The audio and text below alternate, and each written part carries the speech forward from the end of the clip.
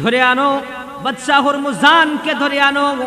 ইসলামের বিধিবিধান অনুযায়ী, ইসলামের শাসনতন্ত্র অনুযায়ী আমরা তার বিচার করে তাকে শাস্তি প্রদান করব। বাদশাহ হুরমুজানকে যখন ধরে আনা হলো, বাদশাহ হুরমুজানকে শেরে খোদা আলী রাদিয়াল্লাহু তাআলা আনহু ধরে আনলেন। ধরে আনার পরে বাদশাহ হুরমুজানকে জিজ্ঞেস করলেন, তুমি যে এই যে গালাগালি করো, তুমি যে ইসলাম নিয়ে কটু কথা বলে, এটা কি সত্য? বাদশাহ হুরমুজান বলে ফেললেন, হ্যাঁ আমি এই সমস্ত কথা বলি, এটা সত্য। নাউজুবিল্লাহ। আলী রাদিয়াল্লাহু তাআলা আনহু বলে ফেললেন, তুমি আমার নবী মুহাম্মদুর রাসূলুল্লাহ সাল্লাল্লাহু আলাইহি ওয়াসাল্লামকে নিয়ে তুমি ব্যঙ্গ করো, ইসলামকে নিয়ে তুমি কটূক্তি করো। আমি ওমর ফারুক রাদিয়াল্লাহু তাআলা আনহু বেঁচে থাকতে, আলী রাদিয়াল্লাহু তাআলা আনহু আমি বেঁচে থাকতে, আমি তোমাকে কখনো ছাড়বো না, তোমাকে মৃত্যুদণ্ড দিয়ে দিব। সম্মানিত হাজিরিন, আলী কাররামাল্লাহু ওয়াজহাহু রাদিয়াল্লাহু তাআলা আনহু বাদশাহ হুরমুজানকে শোয়া দিলেন, গলার মধ্যে তরোয়ার চালিয়ে দিলেন। এমন সময় বাদশাহ হুরমুজান রাগান্বিত হয়ে শেরে খোদা আলী রাদিয়াল্লাহু তাআলা আনহুর মুখের মধ্যে থুতু নিক্ষেপ করলেন।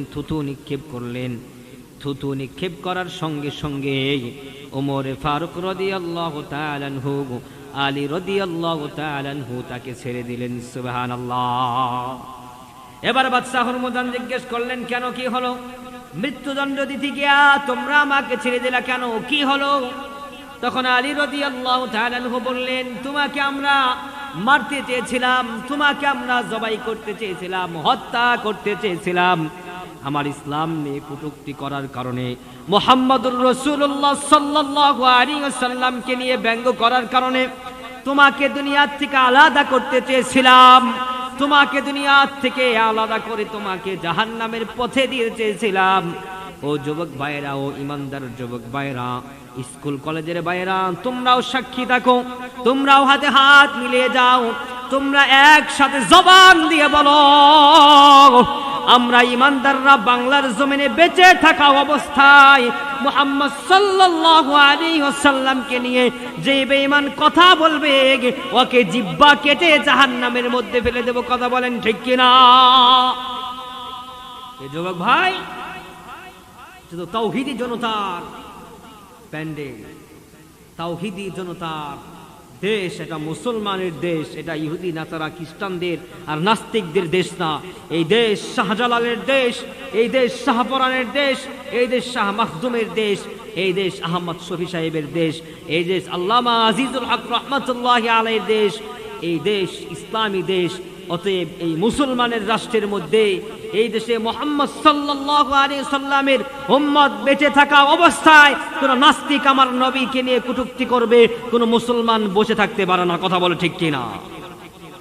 প্রিয় ভাইয়েরা আমার, আলী রাদিয়াল্লাহু তাআলা আনহু বললেন, তোমাকে আমরা মারতে চেয়েছিলাম, তুমি ইসলামকে নিয়ে বাজে কথা বলেছিলা বিদায় তোমাকে মৃত্যুদণ্ড দিতে চেয়েছিলাম। তুমি ইসলামকে নিয়ে কটু কথা বলেছিলা বিদায় আমার রাসূলকে নিয়ে ব্যঙ্গ করেছিলা বিদায় তোমাকে মারতে গিয়েছি। কিন্তু তুমি এক পর্যায়ে আমার মুখের মধ্যে থুতু নিক্ষেপ করলা। এখন যদি তোমাকে আমি মেরে ফেলি, তাহলে তুমি বলবা আমার রাগের কারণে আমি তোমাকে মেরেছি। আমার আল্লাহ এটা বলেন নাই, আমার আল্লাহ, আমার রাসূল আমাদেরকে শিক্ষা দেয় নাই। তোমার উপরে কেউ অত্যাচার করলে, আঘাত করলে, তুমি তাকে পাল্টা আঘাত দিয়ে তুমি প্রতিশোধ নাও। এর নাম হলো ইসলাম। সুবহানাল্লাহ। ইসলাম আমাদেরকে কি শিক্ষা দিয়েছেন? ইসলাম আমাদেরকে সব সময় নৈতিকতা, ইসলাম আমাদেরকে সব সময় সুন্দর আচরণ, সুন্দর চরিত্র শিক্ষা দিয়েছেন। কথা বলেন ঠিক কিনা? প্রিয় ভাইয়েরা আমার, এই কথা বলার সঙ্গে সঙ্গে বাদশাহ হুরমুজান বলে ফেললেন, তোমার ইসলাম ধর্ম, তোমাদের ধর্ম এত সুন্দর, তোমাদের ধর্ম এত আরাম, তোমাদের ধর্মে থয়ে কেন আমি আমার ধর্মের মধ্যে ছিলাম, এবার আমি তোমাদের ধর্ম পছন্দ করে ফেলেছি, এবার আমাকে তোমরা পড়িয়ে দাও লা ইলাহা ইল্লাল্লাহু মুহাম্মাদুর রাসূলুল্লাহ। সবাই পড়ুন, লা ইলাহা ইল্লাল্লাহু মুহাম্মাদুর রাসূলুল্লাহ সাল্লাল্লাহু আলাইহি ওয়াসাল্লাম। সম্মানিত শরী, বাদশাহ হুরমুজান কালেমা পড়লেন, মুসলমান হয়ে গেলেন। এবার তাকে ছেড়ে দেওয়া হলো। 3 মাস পরে আবার বাদশাহ হুরমুজান কিছু সৈন্যদেরকে নিয়ে এসেছেন। আসার পরে 3 মাস আবার তার সৈন্যদেরকে আবার বাদশাহ হুরমুজান তার নিজ গন্তব্যস্থানে গিয়ে আবার রহমাতুল লিল আলামিনকে গালাগালি করতে শুরু করলেন, ইসলামকে নিয়ে বাজে কথা বলতে শুরু করলেন। ওমর ফারুক রাদিয়াল্লাহু তাআলা আনহুর কাছে সংবাদ চলে আসলেন। এবার ওমর ফারুক রাদিয়াল্লাহু তাআলা আনহু আবার তাকে ধরে আনার জন্য যখন সৈন্যদেরকে বাড়ালেন, তখন দেখেন বাদশাহ হুরমুজান উনি অটোমেটিক সৈন্যদেরকে নিয়ে মদিনাতে আক্রমণ করার জন্য আসতেছেন। নাউজুবিল্লাহ। ওনার হচ্ছে মুনাফিক, মনে মনে এক কথা, ভিতরে হচ্ছে এক কথা, বাহিরে হচ্ছে আর এক কথা। এমন মুসলমান আমাদের সমাজে আছে না নাই? এক কথা মুখ দিয়ে বলে, ভিতরে আরেকটা কাজ করে, আছে না নাই এমন মুনাফিক মার্কা মুসলমান? সম্মানিত সুধী, বাদশাহ হুরমুজান ওমর ফারুক রাদিয়াল্লাহু তাআলা আনহুকে দেখে বললেন, এ ওমর, আজকে তো তুমি আমাকে মৃত্যুদণ্ড দিয়ে দিবা, আজকে তো তুমি আমাকে আর বাঁচাইবা না। তবে তোমার কাছ থেকে আমি মৃত্যুদণ্ড পাওয়ার আগে, তুমি আমাকে মারার আগে আমার একটা আশা আছে। ওমর ফারুক রাদিয়াল্লাহু তাআলা আনহু জিজ্ঞেস করলেন, কি আশা তোমার মনের মধ্যে, কি আকাঙ্ক্ষা? বললেন, 1 গ্লাস পানি আমার খেতে মন চেয়েছে, 1 গ্লাস পানি আমাকে দাও, আমি পানি খাইতে চাই। এই কথা বলার সঙ্গে সঙ্গে ওমর ফারুক রাদিয়াল্লাহু তাআলা আনহু বললেন, যাও, তোমাকে আমি 1 গ্লাস পানি পান করার জন্য অনুমতি দিলাম।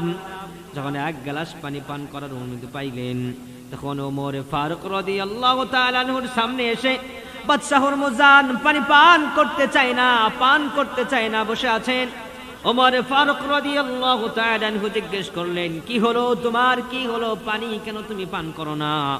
তোমার অসুবিধাটা কি, তুমি পানি পান করো?